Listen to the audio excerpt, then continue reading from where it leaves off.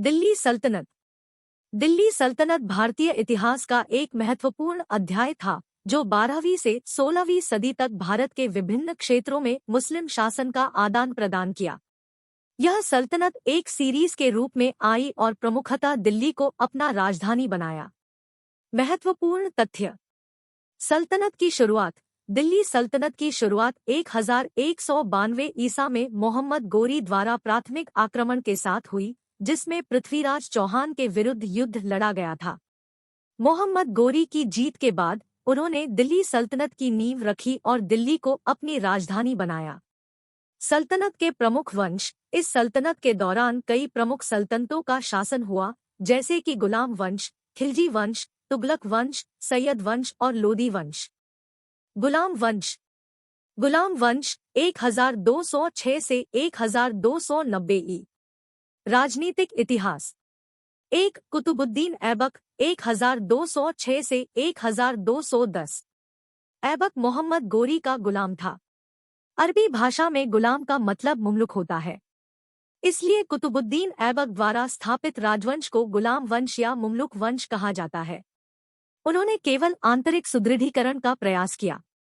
उनका शासन केवल 4 वर्ष तक ही रहा। उन्होंने भारत में इस्लाम की जीत के उपलक्ष्य में दिल्ली में कुव्वतुल इस्लाम मस्जिद का निर्माण कराया। उन्होंने अजमेर में 2.5 दिन का झोंपड़ा मस्जिद का निर्माण कराया। उन्होंने सूफी संत ख्वाजा कुतुबुद्दीन बख्तियार काकी को समर्पित कुतुब मीनार का निर्माण शुरू कराया। 2 इल्तुतमिश 1210 से 1236। उनका मूल नाम शमशुद्दीन इलियास था। वह कुतुबुद्दीन ऐबक का दामाद था। उनकी मंगोल नीति ने भारत को चेंगिस खान के हमले से बचाया। उसने अपनी राजधानी लाहौर से दिल्ली स्थानांतरित कर दी। उन्होंने कुव्वतुल इस्लाम मस्जिद और कुतुब मीनार का निर्माण पूरा कराया। उन्होंने सामंतवादी व्यवस्था इक्तादारी शुरू की। उन्होंने 40 मुस्लिम सरदारों की संधि बनाई। उन्होंने दिल्ली सल्तनत की सिक्का प्रणाली शुरू की। टंका चांदी का सिक्का, बिरंस कांसे का सिक्का, जित्तल तांबे का सिक्का। उन्होंने अपनी पुत्री रजिया को अपना उत्तराधिकारी नियुक्त किया। 3 रजिया सुल्ताना 1236 से 40। रजिया अपने भाई रुकनुद्दीन फिरोज को हटाकर दिल्ली की गद्दी पर बैठी। भारतीय इतिहास की पहली मुस्लिम महिला शासक। उसने एक अफ्रीकी गुलाम याकूत को घुड़सवार सेना का प्रभारी नियुक्त किया। उसके शासन ने चहलगानी 40 नोबेल के साथ मतभेद पैदा किए। उन्होंने अल्तुनिया भटिंडा के गवर्नर से शादी की। बाद में चलघानी के तख्तापलट में रजिया और अल्तुनिया दोनों की हत्या कर दी गई। 4 नसीरुद्दीन 1246 से 66। रजिया की मृत्यु के बाद चलघानी 40 सरदार शक्तिशाली हो गए। हालांकि 6 साल के बाद बलबन नसीरुद्दीन महमूद को सत्ता में लाने में सफल रहा। इल्तुतमिश का छोटा पुत्र सुल्तान के रूप में। नसीरुद्दीन को दर्शनशास्त्र में रुचि थी, वह शासन करने में अयोग्य था। उन्हें उनके प्रधानमंत्री बलबन द्वारा गद्दी से उतार दिया गया था। 5 गयासुद्दीन बलबन 1266 से 86। बलबन गुलाम वंश में सबसे महान था। उसने चहलघानी को खत्म कर दिया। वह जानता था कि राजशाही को असली खतरा फोर्टी चहलघानी कहे जाने वाले अमीरों से है। उनका मानना था कि केवल राजशाही की शक्ति और अधिकार को बढ़ाकर ही वह समस्याओं का सामना कर सकते हैं। बलबन के अनुसार सुल्तान पृथ्वी पर ईश्वर की छाया और दैवीय कृपा प्राप्त करता था। बलबन ने फारसी रीतिरिवाजों और परंपराओं की शुरुआत की, जैसे सिजदा, पाइबास, सुल्तान के पैर चूमना, जमनिबास, हाथ चूमना, नौरोज, फारसी नया साल। उन्होंने रक्षा विभाग की स्थापना की, जिसे दीवान-ए-आरिस के नाम से जाना जाता है। बलबन ने लुटेरों और डकैतों पर कड़ी कार्रवाई की और दिल्ली की सड़कों को यात्रा के लिए सुरक्षित बना दिया। बलबन ने मंगोल मुद्दे को रक्त और लोहे की नीति से निपटाया। उन्होंने पश्चिमी सीमाओं को मजबूत किया। उसने अपने बेटे महमूद को पश्चिमी सीमा पर मंगोलों के खिलाफ लड़ने के लिए भेजा। महमूद मंगोलों से लड़ते हुए मारा गया। इस त्रासदी से दुखी होकर बलबन बीमार पड़ गया और 1286 में उसकी मृत्यु हो गई। उसकी मृत्यु के बाद कलीमुल्लाह और काइमस सुल्तान बने। कैकोबाद गुलाम वंश का अंतिम सुल्तान था। कुछ वर्ष बाद कैकोबाद नकवाग्रस्त हो गया। उसे जलालुद्दीन खिलजी ने सिंहासन से हटा दिया था। खिलजी एक जलालुद्दीन खिलजी 1290 से 96। जलालुद्दीन खिलजी तुर्क था लेकिन अफगानिस्तान में बस गया। जलालुद्दीन ने कई लड़ाइयां जीती और बुढ़ापे में भी उन्होंने मंगोल भीड़ के खिलाफ मार्च किया और भारत में उनके प्रवेश को सफलतापूर्वक रोक दिया। 1292 उन्होंने अपनी दूसरी बेटी का विवाह मंगोल नेता उलुग खान से कर दिया। अलाउद्दीन खिलजी जलालुद्दीन का दामाद भतीजा भी था। अलाउद्दीन करा का गवर्नर था। अलाउद्दीन ने देवगिरी राज्य पर आक्रमण किया और बहुत सारी संपत्ति अर्जित की। देवगिरी इस्लामी आक्रमण प्राप्त करने वाला पहला दक्षिण भारतीय राज्य था। बाद में अलाउद्दीन ने अपने चाचा जलालुद्दीन की हत्या कर दी और गद्दी पर बैठ गया। 2 अलाउद्दीन खिलजी 1296 से 1316। अलाउद्दीन सबसे साम्राज्यवादी सुल्तान था। उनके सैन्य अभियान थे देवगिरी 1296, 1307, 1314, गुजरात 1299 से 1300, रणथंभौर 1301, चित्तौड़ 1303 और मालवा 1305। उन्होंने गुजरात के वाघेला कर्णदेव को हराया और उनकी पत्नी कमलादेवी से विवाह किया। रानी पद्मिनी की खातिर अलाउद्दीन ने चित्तौड़ पर आक्रमण कर दिया। चित्तौड़ पर कब्जा कर लिया गया लेकिन पद्मिनी ने जौहर कर लिया। अलाउद्दीन के चित्तौड़ अभियान का वर्णन मलिक मोहम्मद जायसी द्वारा लिखित पुस्तक पद्मावत में किया गया है। उसने अमीरों को नियंत्रित करने के लिए नियम बनाए। मलिक काफूर, जो मूल रूप से एक किन्नर था, का मुख्य सेनापति बन गया। मलिक काफूर ने दक्षिण भारतीय अभियान प्रारंभ किया। उसने हराया रामचंद्रदेव देवगिरी, प्रतापरुद्रदेव काकतीय, वीरा भल्लाला 3 होयसल, वीरा और सुंदरा पंड्या। मलिक काफूर ने रामेश्वरम में विजय स्तंभ बनवाया। अलाउद्दीन ने अपने सिक्कों पर सिकंदर सैनी की उपाधि अंकित करवाई। सिकंदर का अर्थ सिकंदर होता है। अलाउद्दीन ने अपने सबसे बड़े बेटे खिज्र खान को अपना उत्तराधिकारी नियुक्त किया। हालांकि उस समय अलाउद्दीन का विश्वासपात्र मलिक काफूर था। मलिक काफूर ने स्वयं शासन का अधिकार ग्रहण कर लिया। लेकिन काफूर का शासन केवल 35 दिनों तक चला क्योंकि शत्रु कुलीनों द्वारा उसकी हत्या कर दी गई। मलिक काफूर की मृत्यु के बाद अलाउद्दीन का पुत्र कुतुबुद्दीन मुबारक सत्ता में आया। कुतुबुद्दीन देवगिरी के समय में यादव साम्राज्य को दिल्ली में मिला लिया गया था। तुगलक 1 गयासुद्दीन तुगलक 1320 से 25। गयासुद्दीन तुगलक ने 1320 में तुगलक वंश की स्थापना की।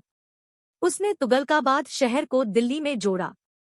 उन्होंने कुरियर प्रणाली में पुरुषों के स्थान पर घोड़ों को शामिल कर लिया। उन्होंने डॉक चौकियां शुरू की।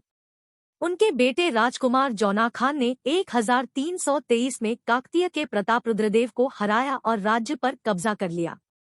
1325 में गयासुद्दीन की आकस्मिक मृत्यु हो गई। जौना सिंहासन पर बैठा और उसने मोहम्मद बिन तुगलक की उपाधि धारण की। 2 मोहम्मद बिन तुगलक 1325 से 51। मोहम्मद बिन तुगलक मध्यकालीन भारतीय इतिहास का सबसे विवादास्पद व्यक्तित्व था। वह एक विद्वान, सुसंस्कृत और प्रतिभाशाली राजकुमार था लेकिन उसे निर्दयी, क्रूर और अन्यायी होने की प्रतिष्ठा मिली। वह धार्मिक मामलों में बहुत सहिष्णु थे। उनके नवोन्मेषी सुधारों के कारण उनकी बदनामी हुई क्योंकि उन्हें ठीक से क्रियान्वित नहीं किया गया था। मोहम्मद बिन तुगलक के समय में विजयनगर 1336 और बहमनी 1347 का उदय हुआ। मोरक्को के यात्री इब्न बतूता ने तुगलक का दौरा किया। उन्होंने अपने अवलोकन को अपनी पुस्तक किताबुल रहला में दर्ज किया। बाद में उसे तुगलक के राजदूत के रूप में चीन भेजा गया। उसने जहांपनाह शहर को दिल्ली में जोड़ा। 3 फिरोज शाह तुगलक 1351 से 89। 1309 में जन्मे और अपने चचेरे भाई मोहम्मद बिन तुगलक के निधन के बाद दिल्ली की गद्दी पर बैठे। उसने जजिया लगाना प्रारंभ कर दिया। उसने ज्वालामुखी मंदिर को नष्ट कर दिया। उन्होंने संस्कृत ग्रंथों की रक्षा की और उनका फारसी में अनुवाद शुरू किया। वह नदियों को जोड़ने और 4 नहरों की मदद से सिंचाई प्रदान करने वाले पहले व्यक्ति थे। उन्होंने जल उपकर हकेश्रीब लगाया। उनके द्वारा बनवाए गए अनेक उद्यानों और नहरों के कारण अंग्रेज उन्हें सिंचाई विभाग का जनक कहते थे। उन्होंने दान के लिए दीवाने खैरात कार्यालय की स्थापना की। उन्होंने दीवाने बुंदगान दास विभाग की स्थापना की। उन्होंने व्यापारियों और अन्य यात्रियों के लाभ के लिए सराय विश्राम गृह की स्थापना की। उन्होंने इक्तादारी ढांचे को अपनाया। 4 नए नगर फिरोजाबाद, फतेहाबाद, जौनपुर तथा हिसार की स्थापना की। उन्होंने दारुल शिफा, बीमारिस्तान या शिफा खाना के नाम से जाने जाने वाले अस्पतालों की स्थापना की। इन सब के कारण उन्हें निर्माणों का सुल्तान कहा जाता था। फिरोज शाह की मृत्यु 1388 में हुई। उनकी मृत्यु के बाद मोहम्मद शाह गद्दी पर बैठे। मोहम्मद शाह के शासनकाल के दौरान तैमूर ने दिल्ली पर आक्रमण किया और उसे बर्बाद कर दिया। 1398 तुर्की तैमूर, जो 12वीं सदी के महान मंगोल चंगेज खान के साथ खून के रिश्ते का दावा कर सकता था, ने वस्तुतः बिना किसी विरोध के दिल्ली में तोड़फोड़ की। पर तैमूर के आगमन की खबर सुनकर सुल्तान मोहम्मद शाह दिल्ली से भाग गया। तिमुर उन्होंने राजमिस्त्री, पत्थर काटने वाले, बढ़ी जैसे भारतीय कारीगरों को भी लिया। वह अपनी राजधानी समरखंड में इमारतें खड़ी करने में लग गया। नासिरुद्दीन मोहम्मद शाह 1412 तक शासन करने में सफल रहे। फिर सैयद और लोदी राजवंशों ने 1526 तक दिल्ली से गिरते साम्राज्य पर शासन किया। सैयद 1414 से 1451 ई। तैमूर ने खिज्र खान को मुल्तान का गवर्नर नियुक्त किया। उसने दिल्ली पर कब्जा कर लिया और 1414 में सैयद वंश की स्थापना की। कजर खान का उत्तराधिकारी मुबारक शाह और मोहम्मद शाह बने। मोहम्मद शाह का उत्तराधिकारी अल्लम शाह बना। अल्लम शाह दार्शनिक थे। उन्होंने स्वेच्छा से बहलूल लोदी को सिंहासन सौंप दिया और दिल्ली के बाहर एक छोटे शहर में शांतिपूर्ण जीवन व्यतीत किया। बहलूल लोदी ने लोदी वंश शासन प्रारंभ किया। लोदी वंश 1451 से 1526 ई। बहलोल लोदी लोदी वंश का संस्थापक था। लोदी मूलतः अफगानिस्तान के रहने वाले थे। बहलूल लोदी का उत्तराधिकारी सिकंदर लोदी 1489 से 1517 हुआ। वह इस राजवंश में सबसे महान था। वे भक्ति संत कबीरदास के समकालीन थे। उन्होंने कबीरदास पर अत्याचार किए। उन्होंने आगरा शहर का निर्माण किया और 1504 में राजधानी को दिल्ली से आगरा स्थानांतरित कर दिया। उसने कई हिंदू मंदिरों को नष्ट कर दिया और हिंदुओं पर कई प्रतिबंध लगाए।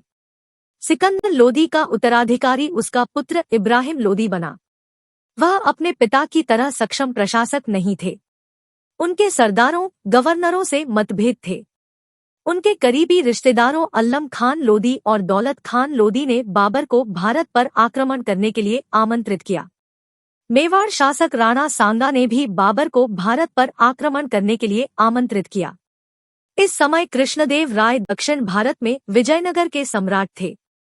1526 ई में पानीपत की पहली लड़ाई में बाबर ने इब्राहिम लोदी को हराया और मार डाला।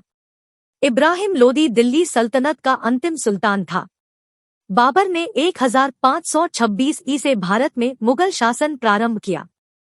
सल्तनत की संगठना, सल्तनत का प्रशासन जाति और धर्म के आधार पर था और इसमें सुल्तान के पास सर्वोच्च अधिकार थे। सल्तनत की भूमि, सल्तनत के क्षेत्र में दिल्ली के अलावा अन्य क्षेत्र भी शामिल थे, जैसे कि बिहार, बंगाल, उत्तर प्रदेश, राजस्थान और पंजाब। कला और संस्कृति, सल्तनत के दौरान कला और संस्कृति में भी विकास हुआ। उसके चर्चों, मस्जिदों और मकबरों में विशेष शैली का प्रतीक अंक होता है। भाषा, इस दौरान उर्दू और पर्सियाई भाषा का प्रयोग हुआ, जो सम्राटों की सरकार की भाषा थी। दिल्ली सल्तनत के दौरान कई प्रमुख सल्तनतों ने भारत की राजनीति, सांस्कृतिक विकास और भूगोल को प्रभावित किया और इसने भारतीय इतिहास में एक महत्वपूर्ण स्थान बनाया। इस वीडियो को देखने के लिए आपका धन्यवाद। अगर आपको यह वीडियो अच्छा लगा और पसंद आया और यह वीडियो आपके जीवन में किसी भी क्षेत्र में मदद कर सकता है, तो कृपया चैनल को सब्सक्राइब करें और इस वीडियो को अपने दोस्तों और परिवार के साथ शेयर करें।